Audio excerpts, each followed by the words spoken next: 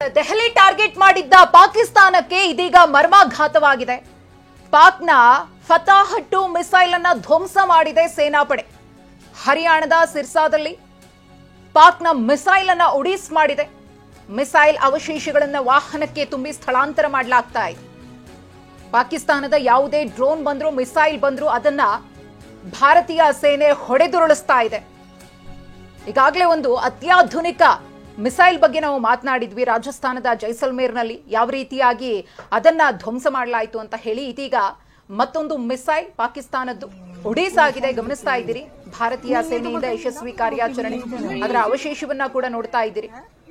ಇಲ್ಲಿ ಭಾರತೀಯ ಸೇನೆ ಹೇಗೆ ಕಾರ್ಯಾಚರಣೆ ಮಾಡ್ತಾ ಇದೆ ಅಂದ್ರೆ, ಈ ಮಿಸೈಲ್ ದಾಳಿ ಆದಾಗ, ಡ್ರೋನ್ ದಾಳಿ ಆದಾಗ ಅದು ಬಂದು ನೆಲಕ್ಕಪ್ಪಳಿಸಕ್ಕೂ ಮುನ್ನವೇ ಅದನ್ನ ಆಗಸದಲ್ಲೇ ಹೊಡೆದಾಗ್ತಾ ಇದೆ. ಇದರಿಂದಾಗಿನೇ ನಮ್ಮ ಪ್ರಜೆಗಳು ಭಾರತೀಯ ಸೇನೆಯನ್ನ ನಂಬಿ, ಭಾರತ ದೇಶದ ವ್ಯವಸ್ಥೆಯನ್ನ ನಂಬಿ, ಸರ್ಕಾರವನ್ನ ನಂಬಿ ನೆಮ್ಮದಿಯಿಂದ ಇರೋದು. ಸರ್, ನಾವು ಇದೊಂದು ಗಮನಿಸ್ತಾ ಇದ್ದೀವಿ, ಈ ಮಿಸೈಲ್ ಬಗ್ಗೆ, ಅವಶೇಷಗಳ ಬಗ್ಗೆ ನೋಡ್ತಾ ಇದ್ದೀವಿ. ಮಾತನಾಡೋಣ. ಅದಕ್ಕೂ ಮುನ್ನ ಮತ್ತೊಂದು ಬ್ರೇಕಿಂಗ್ ಸಿಗ್ತಾ ಇದೆ. ಅತ್ಯಾಧುನಿಕ ಅಬ್ದಾಲಿ ಮಿಸೈಲ್ ಅನ್ನ ದಾಳಿ ಮಾಡಿದ ಪಾಕ್ ತನ್ನ ಬಳಿ ಇರುವಂತಹ ಅತ್ಯಾಧುನಿಕ ಮಿಸೈಲ್ ನಿಂದ ದಾಳಿ ಮಾಡಿತ್ತು. ಅದರ ಹೆಸರು ಅಬ್ದಾಲಿ ಅಂತ.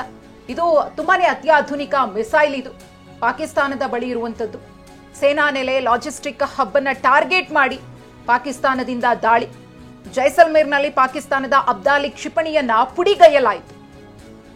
ಅತ್ಯಾಧುನಿಕತೆಯನ್ನ ಒಳಗೊಂಡಿರುವಂತಹ ಮಿಸೈಲ್ ಇದು.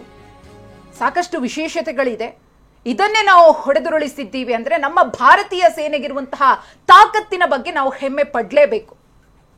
ಇದರ ಗಾತ್ರ ಮತ್ತು ಇದು ಟಾರ್ಗೆಟ್ ಮಾಡುವಂತಹ ಗುರಿ, ಇದೆಲ್ಲವೂ ಕೂಡ ಪಾಕಿಸ್ತಾನದ ಸೇನಾ ನೆಲೆಗೆ ತುಂಬಾನೇ ಪವರ್ ಅನ್ನ ತುಂಬಿತ್ತು. ಆದ್ರೆ ಈ ಒಂದು ಮಿಸೈಲ್ ಅನ್ನು ಕೂಡ ಭಾರತೀಯ ಸೇನೆ ಹೊಡೆದುರುಳಿಸಿದೆ.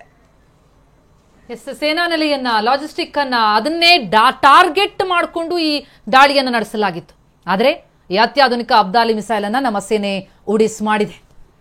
ಪದೇ ಪದೇ ಈ ರೀತಿಯಲ್ಲಿ ಅಟ್ಯಾಕ್ಗಳಾಗ್ತಾ ಇದೆ. ಜೈಸಲ್ಮೇರ್ನಲ್ಲಿ ಆದಂತಹ ಘಟನೆ, ಪಾಕಿಸ್ತಾನದ ಅಬ್ದಾಲಿ ಕ್ಷಿಪಣಿ ಪುಡಿ ಪುಡಿ.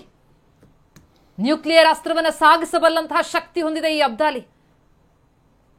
ಪಾಕಿಸ್ತಾನದಲ್ಲಿ ನಿರ್ಮಿತ ಈ ಅಬ್ದಾಲಿ ಮಿಸೈಲ್ ಏನಿದೆ 450 ಕಿಲೋಮೀಟರ್ಗೂ ದೂರ ಸಾಗಿ ದಾಳಿ ಮಾಡುವಂತಹ ಶಕ್ತಿ ಹೊಂದಿದೆ.